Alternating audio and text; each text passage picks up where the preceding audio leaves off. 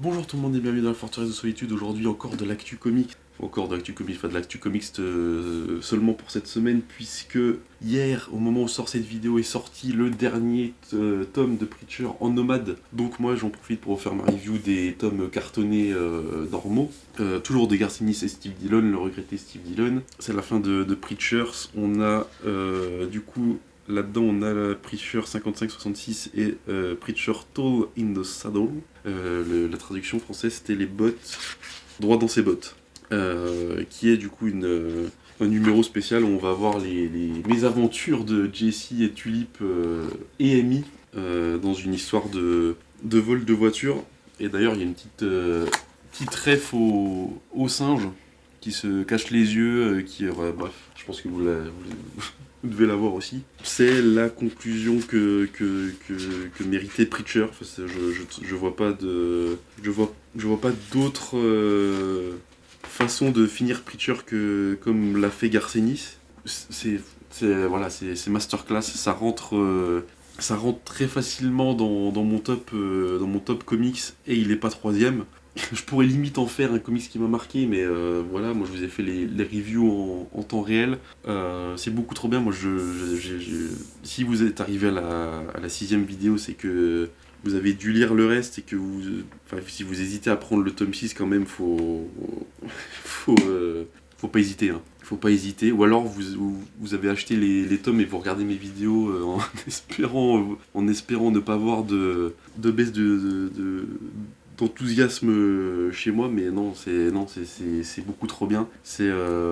Il faut lire Preacher. C'est pas pour rien qu'il a eu des. Là, je viens de le voir, il a les Will Eisner de meilleure série, etc. Je pense que c'est quoi? Meilleur scénariste, meilleure série régulière, meilleure colorisation. Je sais même pas qui colorise là pour le coup. Qui colorise? Couleur Pamela Rambeau, Patricia Mulvihill. Je pense que Pamela, ça va être pour le numéro droit dans ses bottes. Dessiné par John McCrea. Possible. Bah, j'ai tout dit, hein. Ça fait quoi? Ça fait 400 pages, c'était 36 balles la version cartonnée, la version nomade ça doit être du coup 14.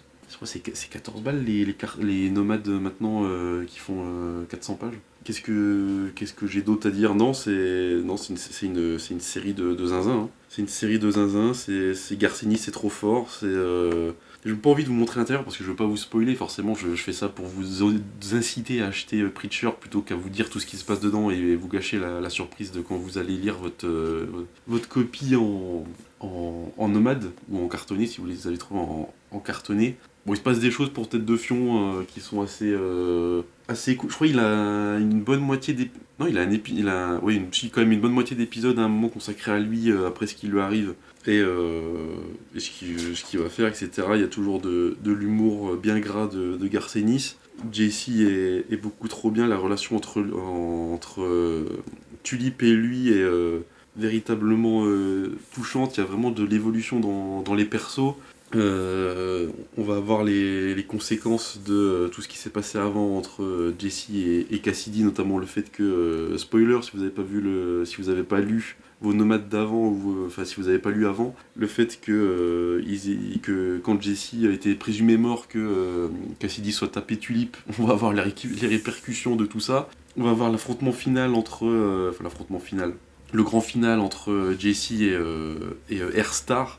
On va avoir tous les entremêlements de Featherstone qui a développé un amour pour Star qui, spoiler, n'est pas du tout réciproque, hein, forcément. Est-ce que je peux vous le dire ça? Bah, après, c'est l'ouverture du tome. On a Hoover qui va être enfin libéré de sa plage, de son comptage de sable sur la plage. Il va d'ailleurs croiser Jesse. Et c'est tout ce que je vous dirai sur tout ça. C'est beaucoup trop bien, c'est beaucoup trop. Il faut lire Preacher. Je pense que il faut lire Preacher. C'est comme ça. C'est Garcenis. Garcenis est trop fort. Il me l'a montré encore avec le Punisher, avec ses omnibus. Le gars est trop fort. Voilà. Dans ma liste des scénaristes, il y a Kirkman que j'ai là devant moi, Garcenis, Mark Waid, Ramvé, James Tynion quand même. Et Joshua Williamson quand même aussi qui fait de sacrés trucs pour les super-héros, et Geoff Jones. Et un peu de Tom King aussi quand même. Et Jonathan, putain, j'ai oublié Jonathan Hickman. Il y a, voilà. Enfin, de toute façon, non. J'ai oublié Alan Moore aussi. J'ai oublié Alan Moore. Non, Garcinis, il est. Est-ce que parce que là, le point commun entre Alan Moore et Garcinis, c'est qu'ils sont britanniques et qu'ils sont trop forts. Est-ce que les Britanniques sont trop forts en comics? Oui, oui, oui, clairement, ouais. Pareil pour Mark Millar avec Authority. Garcinis c'est trop fort. Voilà, c'est le mot de la fin. Lisez Preacher, dévorez Preacher. Lisez tout ça, c'est beaucoup trop bien, c'est Vertigo, c'est culte, c'est voilà, bref. Moi je vous dis à la prochaine pour, je crois que c'est Vertigo. Il y a encore de l'indé qui m'attend, qui est juste là, d'un certain auteur, dont j'ai déjà fait, oui j'ai déjà fait des vidéos, j'ai déjà fait trois vidéos sur, oui, oui 3 vidéos c'est tout. Ouais. Casse-toi la mouche. N'oubliez jamais de faire sur concession, ciao.